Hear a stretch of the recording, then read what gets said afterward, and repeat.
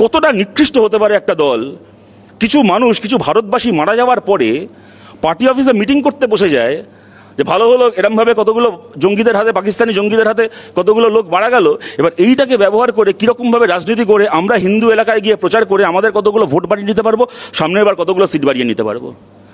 বলুন, এরা দেশ চালাবে? এদের হাতে আমাদের দেশ নিরাপদে থাকবে? এরা পাল্টা দেবে? এরা কাকে পাল্টা দেওয়ার জন্য এসছে?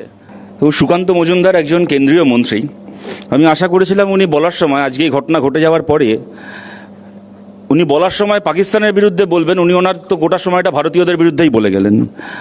আমাদের বিরুদ্ধে ওনার প্রথম রাগ, অভিযোগ, অভিমান, অনুযোগ হচ্ছে আমরা কেন বলি যে জঙ্গিদের, টেরোরিজমের কোনো ধর্ম হয় না।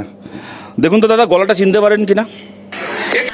कोई भी आतंकवाद की घटना होती है और जो भी उस आतंकवाद के खिलाफ बोलता है उसको कम्युनल के रंग से रंग देते हैं। ये किसी कौम के खिलाफ नहीं है। और मित्रों, आतंकवादियों का कोई धर्म नहीं होता है, ये मैं साफ मानता हूं। आतंकवादियों का कोई धर्म नहीं होता है। आतंकवादियों का मंसूबा है कि देश में हिंसा फैले। ये देश के नागरिकों का दायित्व है कि किसी भी हालत में हिंसा को फैलने न दें। গলাটা যদি আপনি চিনতে না পারেন, আপনার মন্ত্রিত্ব চলে যাবে। আপনি যদি গলাটার সঙ্গে একমত না হন, তাহলেও আপনার মন্ত্রিত্ব চলে যাবে। আপনার প্রধানমন্ত্রী, আমরা প্রধানমন্ত্রী নরেন্দ্র মোদীর বক্তৃতা যে মিত্রো मैं ये साफ कहना चाहता हूं कि आतंकवादियों का कोई धर्म नहीं होता, যেটা বলে আপনার নেতা হিরো হবে, সেটা বলে দাদা আমরা দেশদ্রোহী হয়ে যাব।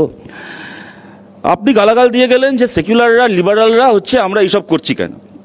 আচ্ছা, একটু আমি আশা করেছিলাম যে আরেকটু স্পেসিফিক্যালি বলবেন, পয়েন্ট ধরে ধরে বলবেন যে এই ঘটনাটার পেছনে, এই যে ঘটনাটা ঘটলো ওখানে, এই ঘটনাটার পেছনে ভারতের সেকুলার লিবারালদের ঠিক কোথায় কোথায় ভুল আছে, কোথায় কোথায় গাফিলতি আছে, বিচ্যুতি আছে, যার ফলে এই এত বড় একটা জঙ্গি হামলা হলো।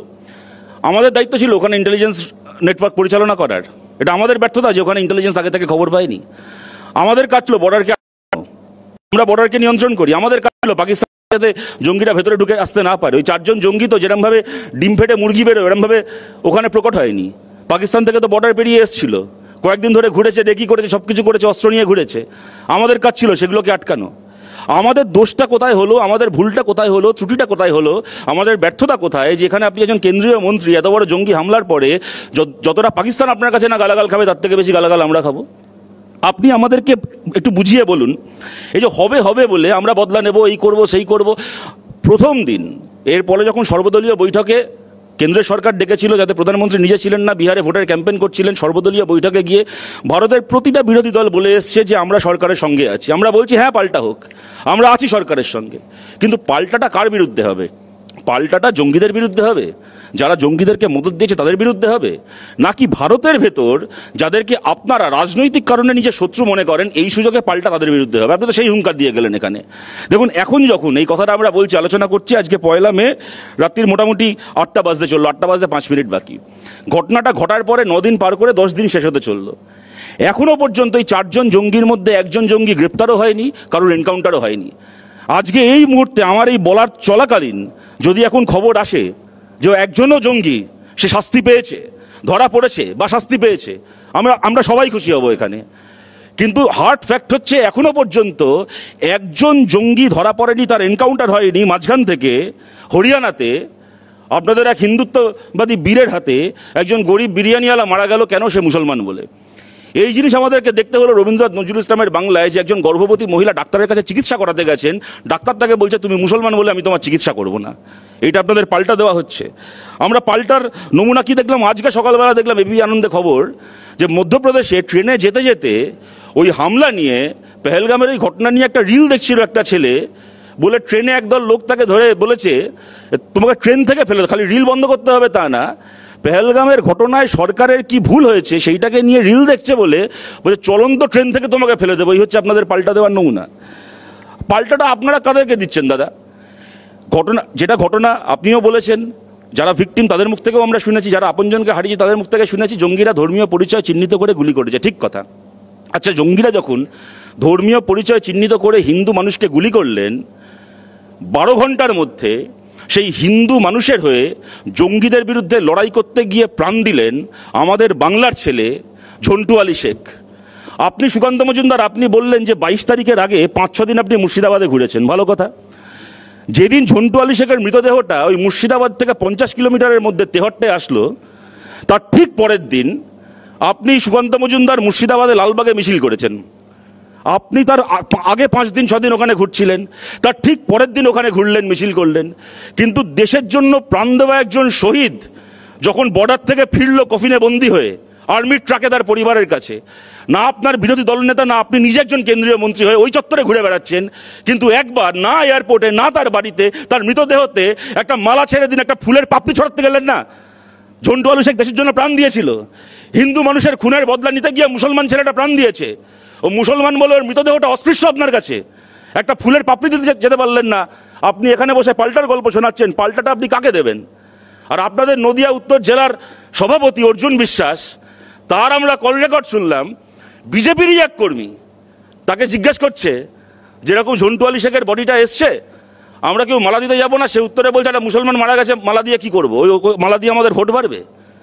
আপনারা পাল্টা দেবেন, এই আপনাদের পাল্টা দেওয়া হচ্ছে। আপনারা পুলওয়ামার পরে কি পাল্টা দিয়েছিলেন? সার্জিক্যাল স্ট্রাইক হয়েছিল, প্রধানমন্ত্রী জানিয়েছিলেন, খুব ভালো কথা। এই প্রশ্ন আমরা করিনি। পুলওয়ামাতে যে পরিবার তার আপনজনকে হারিয়েছিল সেই পরিবারের মানুষ প্রশ্ন করেছিলেন যে আমাদের আপনজনের মৃতদেহটাকে আমরা চোখে দেখলাম, আর প্রধানমন্ত্রী আপনি আমাদেরকে যে কথাটা বলছেন আমরা কোনো পাকিস্তানি জঙ্গির, এমনকি কোনো পাকিস্তানি সেনারও মৃতদেহ চোখে দেখলাম না, এটা আমার কথা নয়, এটা যার আপনজনকে হারিয়েছেন তাদের বাড়ির লোকের কথা। আমরা কারোর মৃতদেহ চোখে দেখলাম না, আমরা খালি কতগুলো পোড়া তাল গাছ আর কতগুলো মরা কাক দেখলাম। আপনি এখানে দাঁড়িয়ে বলে যাচ্ছেন হবে হবে হবে, নিশ্চয়ই হোক। আমি আবার বলছি, আমাদের এই আলোচনা চলাকালীন যদি খবর আসে যে সেই জঙ্গিরা এবং তাদের মদতদাতারা, খালি সেই 4 জন জঙ্গি নয়, তা যারা যারা তার পেছনে আছে, পাকিস্তানে হোক, হ্যাঁ ভারতের মধ্যে বসেও কোনো লোক যদি ওদেরকে মদত দিয়ে থাকে, তারা প্রত্যেকে নিজের কৃতকর্মের শাস্তি পেয়েছে, আমরা প্রত্যেকে এখানে খুশি হব, আমরা চাই সেটা হোক। কিন্তু ওটা আদৌ আপনাদের প্রায়োরিটি, নাকি এই সুযোগে আপনাদের রাজনীতি করে যাওয়াটা আপনাদের প্রায়োরিটি? আপনারা ওখানে 26 জন মানুষ মারলো, আপনারা তার প্রতিবাদে 26টা পতাকা পোড়ালেন। আমি তার মধ্যে এর আগে আলোচনা হয়েছে, আমি এক কথাগুলোকে আমি আর তার পুনরাবৃত্তি করছি না। আমরা কি দেখলাম? পাকিস্তানের সমস্ত পতাকা বিধানসভার বাইরে আগুন লাগানো হয়নি, কিছু পাকিস্তানের পতাকা ভারতেও আগুন লাগানোর জন্য রেখে দেওয়া হয়েছিল। আজকে দুপুরবেলা বনগাঁর পুলিশ, তাদের মাধ্যমে আমরা জানতে পারলাম, তারা জানালেন 2 বিজেপি কর্মী এবং তারা কি সনাতনী ঐক্য মঞ্চ বলে কোন একটা মঞ্চের সদস্য, প্রজ্ঞাজিৎ মণ্ডল এবং চন্দন মালাকার, তারা ওখানে, যে কথাটা এর আগেও বলা হলো, রেল স্টেশনের বাইরে পাকিস্তানের পতাকা লাগাতে গিয়ে ধরা পড়েছে এবং তারাই জেরায় জানিয়েছে। এরপরে তাদের পরিকল্পনা ছিল হিন্দুস্তান মুর্দাবাদ পাকিস্তান জিন্দাবাদ দেওয়ালে লিখে ওখানে দাঙ্গা করা। আমি কথাটা পুনরাবৃত্তি এই কারণে করলাম, এর আগেও বলা হয়েছে, আমি দ্বিতীয়বার এই কারণে বললাম, এখানে আপনারা সুকান্ত মজুমদারকে বলার সময় ডক্টর সুকান্ত মজুমদারকে বলতে শুনলেন না যে ভারতের মধ্যে যাদের যাদের হৃদয়ে পাকিস্তান বাস করে তাদেরকে আমরা কি করে বার করব? আপনাদেরকে একটা ঘটনা শোনাই বা একটা ঘটনা জানাই।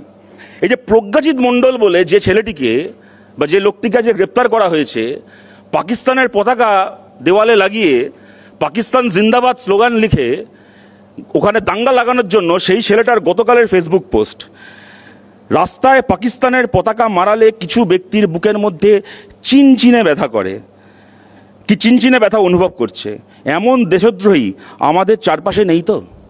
ঠিক সুকান্ত মজুমদারের কথাটা না? ডক্টর সুকান্ত মজুমদার এখানে বসে যে কথাটা বললেন, ঠিক এই কথা ফেসবুকে লিখেছে একটা ওখানকার এক এই সনাতনী ঐক্য মঞ্চের একটা ছেলে, তারপরে সেই গিয়ে দেওয়ালে পাকিস্তানের পতাকা লাগিয়ে দাঙ্গা লাগাতে গিয়ে আজ ধরা পড়েছে। ডক্টর সুকান্ত মজুমদার এখান থেকে বেরিয়ে আপনার এরকম কোনো মতলব ছিল না তো? আমার জিজ্ঞেস করতে খারাপ লাগছে, জিজ্ঞেস করতে বাধ্য হচ্ছি, কারণ আপনাদের শত্রু জঙ্গিরা নয়, আপনাদের শত্রু জঙ্গিদের মদতদাতারা নয়, আপনাদের শত্রু দেশের মধ্যে যাদেরকে আপনারা রাজনৈতিকভাবে নিজের শত্রু মনে করেন তারা। কতটা নিকৃষ্ট হতে পারে একটা দল? কিছু মানুষ, কিছু ভারতবাসী মারা যাওয়ার পরে পার্টি অফিসে মিটিং করতে বসে যায় যে ভালো হলো এরমভাবে কতগুলো জঙ্গিদের হাতে, পাকিস্তানি জঙ্গিদের হাতে কতগুলো লোক মারা গেল, এবার এইটাকে ব্যবহার করে কীরকমভাবে রাজনীতি করে আমরা হিন্দু এলাকায় গিয়ে প্রচার করে আমাদের কতগুলো ভোট বাড়িয়ে নিতে পারবো, সামনের বার কতগুলো সিট বাড়িয়ে নিতে পারবো। বলুন, এরা দেশ চালাবে? এদের হাতে আমাদের দেশ নিরাপদে থাকবে? এরা পাল্টা দেবে? এরা কাকে পাল্টা দেওয়ার জন্য এসছে? এবং আমি বলছি, এখানে খালি এনাদেরকে, পশ্চিমবাংলার বিজেপির নেতাদেরকে কেন তিরস্কার করব? দেশের প্রধানমন্ত্রী নরেন্দ্র মোদী, আপনাদের মনে আছে পুলওয়ামার এই ঘটনার পরে ইলেকশন ক্যাম্পেনে গিয়ে বলছেন যারা এবার ফার্স্ট টাইম ভোটার, প্রথমবার যারা ভোট দিচ্ছেন, আপনাদের এক একটা ভোট পুলওয়ামার এক একটা শহীদের নাম করে বিজেপিকে দিন।